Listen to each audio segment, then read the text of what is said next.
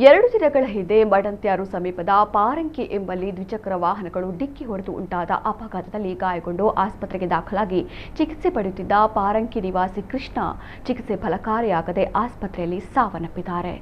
April 20ರಂದು Belthangady ತಾಲೂಕಿನ ಪಾರಂಕಿ ಗ್ರಾಮದ ಮಾರಿಗುಡಿ Ramanagara cross ಬಳಿಯಲ್ಲಿ ಸೈಫುದ್ದೀನ್ ಎಂಬಾತ ವಾಹನವನ್ನು ಓವರ್ಟೇಕ್ ಮಾಡುವ ಭರದಲ್ಲಿ ಮಡಂತ್ಯಾರುವಿನಿಂದ ಬಳ್ಳಮಂಜ ಕಡೆಗೆ ಅಜಾಗರೂಕತೆಯಿಂದ ಹಾಗೂ ನಿರ್ಲಕ್ಷ್ಯತನದಿಂದ ಬೈಕನ್ನು ಚಲಾಯಿಸಿಕೊಂಡು ಬಂದು ಬಳ್ಳಮಂಜ ಕಡೆಯಿಂದ ಮಡಂತ್ಯಾರು ಕಡೆಗೆ ಹೋಗುತ್ತಿದ್ದ ದ್ವಿಚಕ್ರ ವಾಹನಕ್ಕೆ ಡಿಕ್ಕಿ ಹೊಡೆದಿದ್ದಾರೆ. ಈ ಸಂದರ್ಭದಲ್ಲಿ ಇಬ್ಬರಿಗೂ ಗಾಯಗಳಾಗಿದ್ದು, ಗಂಭೀರವಾಗಿ ಗಾಯಗೊಂಡಿದ್ದ ಕೃಷ್ಣ ಅವರನ್ನ ಮಂಗಳೂರು ಖಾಸಗಿ ಆಸ್ಪತ್ರೆಗೆ ದಾಖಲಿಸಿ ಚಿಕಿತ್ಸೆ ನೀಡಲಾಗಿತ್ತಾದರೂ ಅವರು ಚಿಕಿತ್ಸೆಗೆ ಸ್ಪಂದಿಸದೆ ಮೃತಪಟ್ಟ ಬಗ್ಗೆ ಪುಂಜಾಲಕಟ್ಟೆ ಪೊಲೀಸ್ ಠಾಣೆಯಲ್ಲಿ ದೂರು ದಾಖಲಾಗಿದೆ.